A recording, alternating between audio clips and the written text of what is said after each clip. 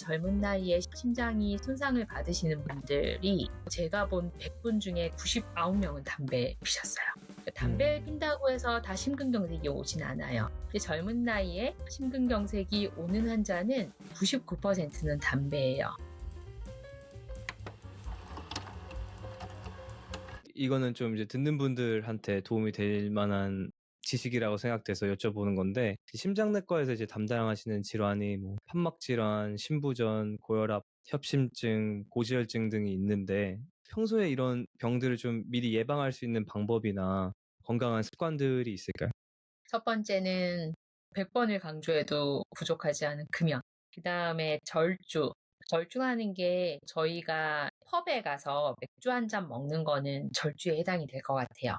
그 정도는 가능한데 이제 한국같이 폭탄 말고 1차, 2차, 3차, 4차 가는 건 절주가 아니거든요. 그래서 심장에서 술과 관련된 질환이 몇 가지가 있어요. 심방세동이라고 해서 이제 위켄드 하트하고 뭐 그렇게 얘기했었는데 주말만 되면 심장이 벌렁벌렁 뛴다고 예전엔 불렀었대요. 맥박이 빨라지는 건데 증상이 술과 관련되어 있다고 하면 끊는 게 좋으신 분들도 있고 아니면 적당량의 음주, 주종 불문하고 한 잔 반에서 두 잔까지 가능하니까 맥주 한 병이면은 잔 두 잔 정도 보통 나오니까 그 정도는 되는데 많이들 이제 기름진 거 먹어서 고지혈증 생기고 단 거 먹어서 당뇨 생긴다고 생각을 많이들 하시는데 그것보다는 과식하시거나 너무 탄수화물에 의존하는 식사하시는 것 때문에 생기는 경우가 많아서 저도 요즘 식습관을 바꿔보려고 무지무지 애쓰고 있는데 좀 단백질이 많은 음식을 드시는 거. 그리고 나이 드셔서 고기 절대 안 드시는 분들 많으시거든요. 고기가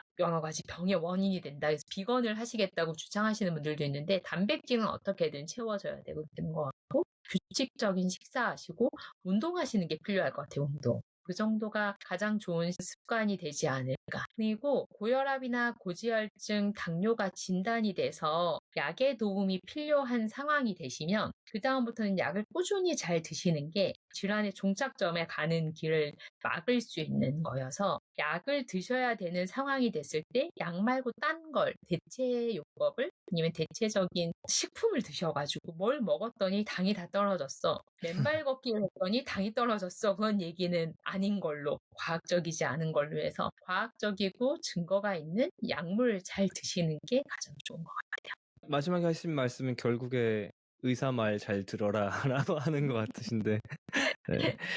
약을 안 드시는 분들이 되게 많아요. 약을 드시다가 중단하시거나 괜찮으니까 끊거나 그게 이제 네. 병을 키우는 거니까요. 네네. 왠지 좀 나이 많으신 분들 중에서도 그런 분들이 또 많으실 것 같아서, 기본적으로 약간 병원은 나한테 뭘 계속 팔려고 하고 이런 집단이다 이렇게 생각하시는 분들도 계시더라고요. 그래서 의사 말 잘 듣는 게 중요하지 않나. 저는 사실 담배 같은 경우에는 폐만 생각했었는데 담배가 어떻게 심장에도 엄청 중요한 역할을 한다고. 젊은 나이에 심장이 손상을 받으시는 분들이 제가 본 100분 중에 99명은 담배 피셨어요. 담배를 핀다고 해서 다 심근경색이 오진 않아요. 근데 젊은 나이에 심근경색이 오는 환자는 99%는 담배예요. 그럼 1%는 뭐냐? 1%는 유전적인 질환이 있어서 그런 분들. 고지혈증 중에 가족성 고지혈증이라고 유전병이 있거든요. 그거는 젊은 나이에 몸에 나쁜 콜레스테롤 수치가 보통 분들의 총 콜레스테롤 수치보다도 한 1.5배 이상 높으신 분들이 있어요. 그런 분들은 심장 혈관이 빨리 좁아지거나 막힐 수 있어서 생길 수 있는데 그런 분들 제외하고는 다 담배 하세요. 그래서 담배는 심혈관계 질환, 혈압, 당뇨, 고지혈증도 마찬가지고요. 끊으면 2년 내에 좋아져요. 2년 내에. 근데 담배 태우시는 분들의 많이 하는 얘기가 나 담배 끊어봤자 20년이 지나야 폐가 좋아진다는데 내가 20년 뒤에 살지 죽을지 어떻게 알아? 2년 안에 심장이 좋아진다고 생각하면 충분히 해볼 만하거든요. 그래서 담배는 전자담배, 그리고 그 연초담배 둘 다 안 좋아요.